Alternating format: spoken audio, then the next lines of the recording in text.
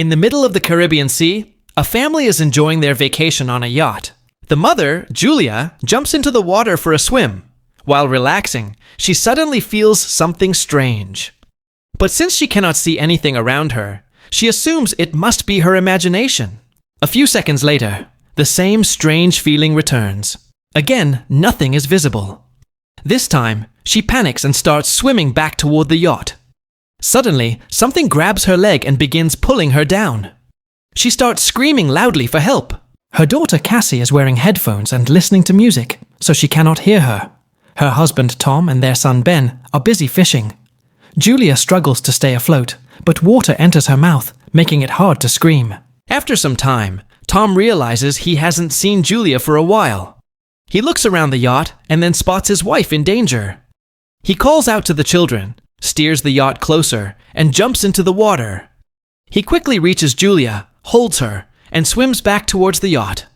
The children pull both of them up. The family takes care of Julia, but she convinces herself that it must have been caused by the waves. That night, they all celebrate Ben's birthday together. Cassie receives a call from her boyfriend, so she takes her laptop and goes outside. On the video call, her boyfriend shows that huge black clouds have covered the city. The call glitches and freezes. Cassie rushes to tell her family, but Tom says the signal is probably weak because they are far from land. Just then, they hear a strange sound. Everyone goes outside and sees a group of whales passing by. Tom explains that whales follow Earth's magnetic field, but during storms, they become confused. Suddenly, the yacht shakes violently and Ben falls. Tom worries that the yacht may be damaged, so he dives underwater to check. After a while, he returns to the surface with a deep wound on his shoulder. Julia immediately stitches the wound. Tom explains that underwater it felt like something huge was behind him, but when he turned around, he got injured by the propeller. He says whatever it was enormous. Tom notices serious damage to the yacht, so they try to call for help. Julia keeps trying the radio, while Cassie searches for a phone signal, but nothing works. Suddenly, Cassie sees a strange creature and screams, but it turns out to be Ben wearing a mask and joking. A short while later, the yacht completely shuts down and gets stranded in the middle of the sea. Julia hears a voice on the radio, but the signal is too distorted to understand.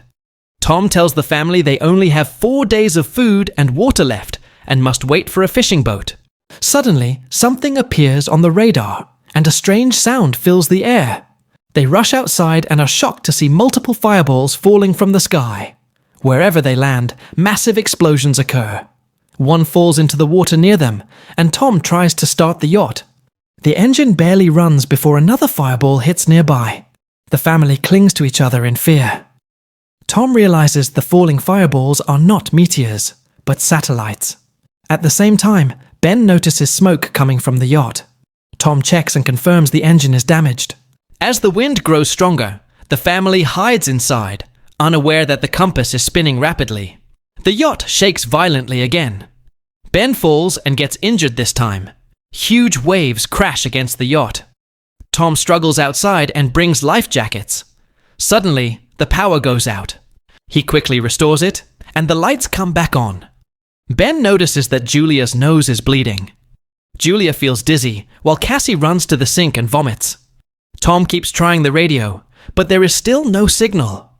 Suddenly, a loud, high-pitched noise fills the air, and the wind becomes even stronger. Julia tries to close the doors, but a hatch opens and the wind starts smashing the windows. Tom lights a flare, and soon, darkness falls. The next morning, the family wakes up in shock, realizing they survived the storm. But the yacht is half destroyed. When they step outside, they see that the ocean water has completely disappeared, and the yacht is now stuck on land. Cassie checks her phone, but the network is completely down. Ben starts playing with 2 dead crabs. Tom checks the compass and realizes it is reversed. This last happened 700,000 years ago. Cassie believes her boyfriend must be dead and breaks down. When Julia tries to comfort her, Cassie pushes her away and hides. Julia and Tom check the remaining supplies. Ben ties his birthday balloons to a rock, hoping some survivor might see them. Tom tries the radio again and connects with a man named Now, a submarine captain. His submarine is also stuck on land. He confirms that the magnetic poles have reversed, causing the ocean to retreat. He says he hasn't seen any other survivors, and all communication systems are down. Nayo explains that the poles will reverse again, and the ocean may return in about a week. He warns them to climb to higher ground, because when the water returns, it will be extremely dangerous.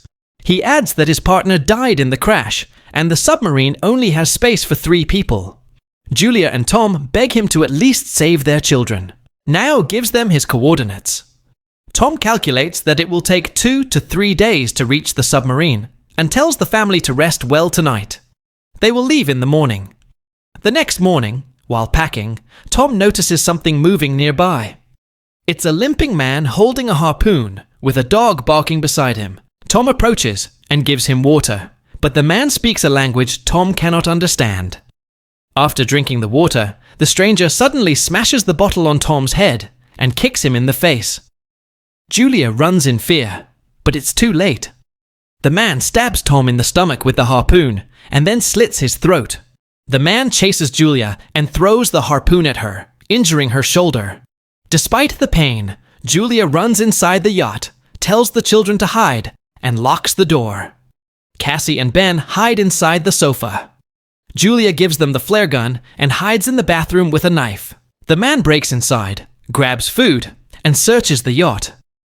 As he approaches the bathroom, Julia escapes through a small opening. The dog spots her and attacks, but Julia kills it with the knife. Enraged, the man attacks Julia brutally and starts choking her. The children witness everything. Cassie fires the flare gun, hitting the man directly. He catches fire, and flames spread across the yacht. The children escape. Julia returns briefly, kicks the man down, grabs the map and bags, and runs away. Ben and Cassie cry beside their father's body. Julia joins them, and together they say their final goodbye to Tom. Suddenly, the man emerges again, and the family runs. Moments later, the yacht explodes. They stop near a small waterfall to rest. Cassie believes the man followed them because of the balloons. Ben blames himself, but Julia assures him it wasn't his fault. They continue moving. Along the way, Ben sees a dead hammerhead shark. Julia notices the man approaching again. They run, fall down a sand dune, and cross toxic waste. Soon, they see countless dead sea animals and plastic from the ocean floor. Ben weakens from dehydration. Julia checks the water bottle and finds it nearly empty. Cassie realizes she may not have closed it properly. A heated argument follows, but they keep moving. They discover a crashed plane and decide to spend the night inside. Julia finds a family photo in Tom's jacket and breaks down. Cassie asks about her parents' love story. Julia smiles and says Tom was once her patient and confessed his love with flowers and a poem. During the night, the man attacks again, but Julia kills him. The next morning, they see his body covered in bite marks and crabs crawling out of his mouth. Later, Ben nearly drinks contaminated water, but Julia stops him. The heat intensifies, Ben collapses, and they build a temporary shelter. Julia gives him an injection and decides to rest overnight. In the morning, a massive swarm of crabs approaches. The family runs and reaches a cargo ship with survivors. The crew refuses to help and locks them out. The crabs attack, killing the crew. Julia is injured and loses consciousness. After waking in a sandstorm, the family reunites, finds water, a radio, and a gun. Now warns them the ocean will return in hours. He fires a flare, and they move toward it. They finally reach the submarine area, but face a deadly rock slide. Julia is separated and urges her children to go on. Cassie refuses but is forced to leave. As crabs attack, Julia fights back. Cassie returns, helps her climb, and they reunite with Ben. They reach the submarine just in time. The family locks the hatch as the ocean returns. Violent waves shake the submarine. They lose consciousness. When they wake up, they find the submarine inside a ruined city. There is hope to survive and begin a new life. And this is where the film ends. And finally, this film reminds us that survival isn't just about strength.